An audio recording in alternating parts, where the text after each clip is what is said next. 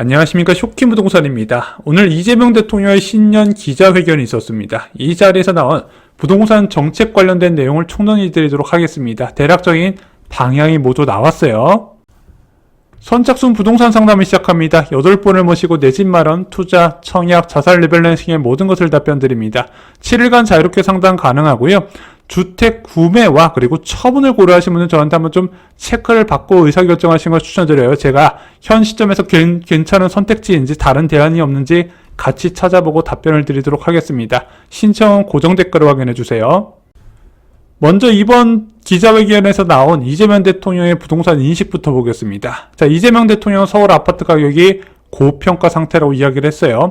자, 지금 대한민국 서울의 아파트 가격이 잃어버린 30년을 향해서 가고 있다 해서 평균적인 노동자가 월급을 한 푼도 쓰지 않아도 15년을 모아야 서울의 직구매가 가능하다고 이야기를 했습니다. 이와 관련해서는 저희가 다음에 한번 영상을 다루도록 할게요. 왜 이렇게 됐을까요? 이재명 대통령은 두 가지 이유를 지목했습니다. 첫 번째는 수도권 집중도가 굉장히 높다는 거예요. 자, 보면 양질의 일자리, 교육시설, 그리고 하다못해 병원까지도 모두 다 수도권에 집중되어 있지 않습니까? 그래서 어떻게든 사람들이 수도권으로 넘어오려고 하면서 주택 수요는 늘어나는데 반면에 공급은 태부족하다는 겁니다. 이미 도심화가 완료된 지역에서 주택을 늘리기가 어렵다는 거죠. 그래서 균형이 붕괴되면서 가격이 올라가더라. 또한 이런 식으로 수도권 집중화가 장기간 이어지다 보니까 어떻게든 부동산을 가지려고 하고 그러다 보니 가계 자산에서 부동산이 차지하는 비중이 타국가 대비 압도적으로 높다는 겁니다. 그래서 이런 상황에서는 단기 대책과 근본적인 대책 두 가지가 존재한다고 이야기를 했어요. 먼저 근본적인 대책부터 살펴보겠습니다. 근본 대책 첫 번째, 수도권 집중 완화입니다. 그래서 지방 균형 발전을 추구한다고 강조를 했어요. 그래서 정부가 제일 먼저 할 수 있는 게 이제 공기업 이전이죠. 이것까지는 다 알고 있는 내용입니다. 자, 두 번째 방안은 저도 처음 듣는데요.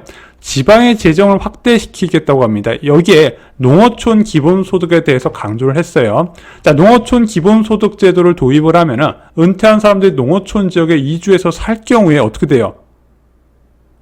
자, 국민연금 그리고 기초연금 여기에 농어촌 기본소득까지 있으면서 최소한의 생활 유지가 되지 않을 것이냐. 그럼 이제 수도권 지역에서 이제 이주를 해서 농어촌 지역에 살기 때문에 인구 소멸도 막을 수 있을 것이고 수도권 집중화도 제한적으로 이제 억제시킬 수 있을 것이다. 이 부분을 강조했고요. 또 하나는 지방의 재정이 확대돼야 기업 유치도 할 수 있기 때문에 이런 쪽으로 해서 지방의 재정 확대 필요성을 강조를 했습니다.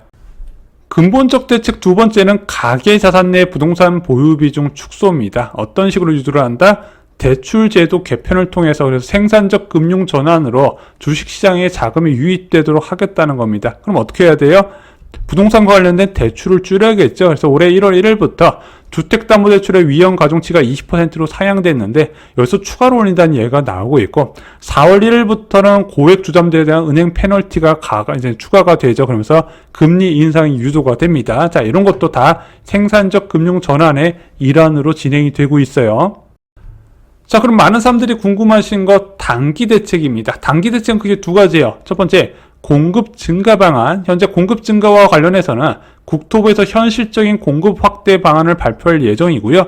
구체적이고 현실적인 수치를 제시한다고 강조를 했습니다.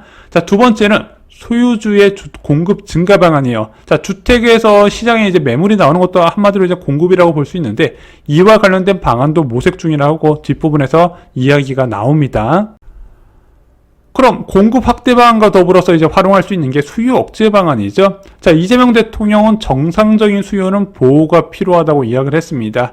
단 한 채씩 사모아서 집 부자가 되는 목표를 갖고 있는 거는 이건 투기적 수요다. 자, 왜냐면은 집은 공공재적인 성격을 갖고 있기 때문에 이런 식으로 투기 수요가 유입돼서 사는 거는 규제 대상이라고 강조를 했습니다. 그래서 현재 토지거래 허가구역을 시행 중인데 이게 추가 적용될 가능성도 이야기를 했어요. 그래서 이 토어제 때문에 토어제 부작용 때문에 이걸 일부 풀어주고 더 확대 지정 안 할 거다 얘기가 있었는데 제가 볼 때는요, 지금 토어제 적용 안 된 지역도 과열이 되면은 추가로 적용될 가능성이 높아 보입니다. 자, 이재명 대통령은 1주택자가 갭 투자하는 것도 투자 수요로 보는 것 같아요.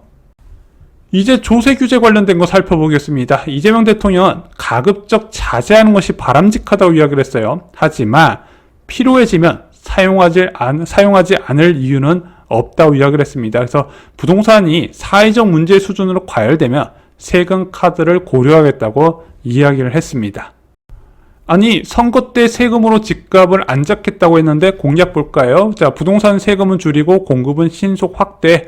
자, 부동산 대출 규제 완화. 그래서 생애 최초 주택 구입자 LTV 최대 90% 인정. 그리고 낮은 고정금리의 정책 모기지 확대 뭐 이런 공약이 있었는데 6.27 부동산 대책에서 한도가 다 줄어들어 버렸죠. 어찌됐든 이런 공약을 했던 건 맞는데 그래서 가급적 최대한 뒤로 미루려고 한다. 그래서 이제 부동산 정책 중에서 세금은 가급적 최후의 수단으로 생각해달라. 그래서 현 시점에서는 세제를 통한 부동산 정책은 고려하지 않고 있다고 이야기를 했습니다. 제가 볼 때는 선거 전에는 세금 관련된 정책 규제는 안 나올 것 같아요. 아까 공급 확대 방안 중에서 기존의 주택을 보유한 사람이 시장에 내놓게 유도하겠다고 이야기를 했거든요. 자, 일단은 이재명 대통령이 이렇게 이야기를 했습니다. 한 채에 오래 거주했다면 보호를 한다. 자, 이거는 이제 문재인 정부 때도 계속 이어져 온 이제 정책인데 그 흐름을 이제 깨지는 않겠다고 이야기를 했습니다. 다만 거주하지 않은 집을 오래 보유했다는 이유로 세금 감면은 문제다. 자, 그래서 지금 다주택자의 장기보유 특별공제 혜택을 최대 30%까지 적용이 되거든요. 이게 15년 정도 이제 보유해야 이 정도 적용이 돼요. 요거 관련돼서 좀 조정될 가능성이 있어 보이고요. 또한 1주택자 같은 경우는요, 2년 거주 요건을 충족할 경우에 보유 연수 곱하기 4% 그리고 이제 거주 연수 곱하기 4%에서 최대 80%가 적용이 되고 있습니다. 근데 거주하지 않은 기간에 대해서는 장기 보유 특별공제 혜택을 배제하는 방안도 논의 중일 것으로 보여져요. 김용범 정책실장의 이야기가 얼마 전에 화제가 됐었죠. 똘똘한 채 보유 양도세 세분화 및 누진율 상향 검토. 그래서 이 정책실장의 발언대로 고가 1주택 보유자의 과세 강화 가능성과 1주택자 장기보유 특별공제 재검토 이야기가 지금 한동안 부동산 시장이 굉장히 뜨거운 이슈가 됐었죠. 왜냐면 이제 서울의 주택 보유자의 40%가 60대 이상의 고령 가구라고 합니다. 당연히 보유세 부담이 늘어날 때 이제 아무래도 주택 보유에 대해서 고민할 수밖에 없다는 거죠. 자, 그런데 이재명 대통령 발언으로 정해진 게 있어요. 일단은 선거 이후에 시장 과열 시 세금 카드를 꺼낼 가능성이 있는데 바로 1주택자 내 집에 살고 있는 사람은 건드리지는 않을 것으로 보여집니다. 조세 규제 대상은 다주택자가 1순위고요. 비거주 1주택자가 2순위입니다. 마지막으로 제가 볼 땐 최후의 카드로 1주택자 고가주택을 보유한 1주택자를 실제 살고 있는 사람도 타겟팅을 할 것 같아요. 그래서 마지막 검토 대상인 거 알고 계시면 좋고요. 당장 고가주택에 거주하는 1주택자가 큰 걱정은 안 하셔도 될 것 같습니다. 이재명 대통령 발언을 보면 일단 다주택자 규제는 계속 강화될 것으로 보여져요. 자, 근데 다주택자 규제 중 대표적인 게 뭐가 있죠?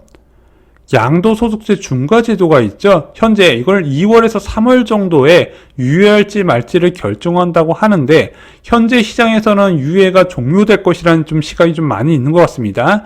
이재명 대통령의 시각도요, 이건 유예 종료 쪽에 가깝지 않나 좀 생각이 들어요.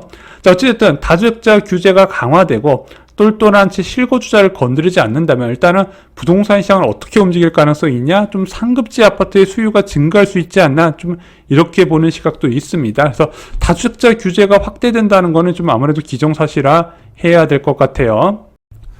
오늘 영상 결론 말씀드리겠습니다. 이재명 대통령이 신년 기자회견에서 부동산 정책 관련해서 언급을 했습니다. 자, 근본적인 대책으로 지방 균형 발전과 생산적 금융 전환을 추진한다고 이야기를 했고요. 다주택자 규제는 지속할 필요성이 있다는 점 강조했고요. 토지거래 허가구역 등도 이제 필요시 언제든지 확대할 가능성에 대해서 이야기를 했습니다. 그래서 아마 구리, 동탄 이런 쪽은 좀 긴장을 해야 될 수도 있어요.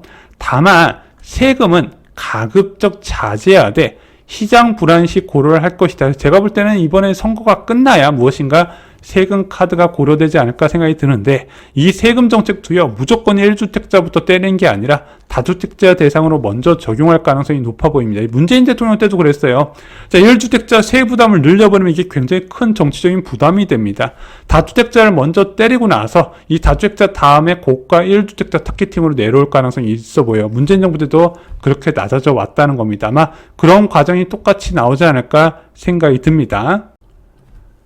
오늘 이재명 대통령의 기자간담회는 향후 현 정부의 부동산 정책 방향을 예상할 수 있는 좋은 기회이지 않았나 생각이 듭니다. 다만 다주택자 규제를 강화하고 있는데 지금 이미 취득세 중과할 제도에다가 대출 규제 강화로 다주택자가 되기가 쉽지 않은 상황이거든요. 얼마나 정책적 효과가 있을지는 좀 의문이 듭니다. 자, 오늘 준비한 소식은 여기까지입니다. 저희가 내일 오전에 홍보 영상이 예고돼 있어서 오늘 저녁에 내일 올릴 영상을 업로드 해드렸습니다. 내일 홍보 영상 봐주시면 채널 유지에 큰 도움이 될 것 같습니다. 자, 선착순 부동산 상담 필요하신 분들 댓글 잊지 마시고요. 이상 영상 마치도록 하겠습니다. 자, 쇼킹부동산 가족 여러분 즐거운 밤 되세요.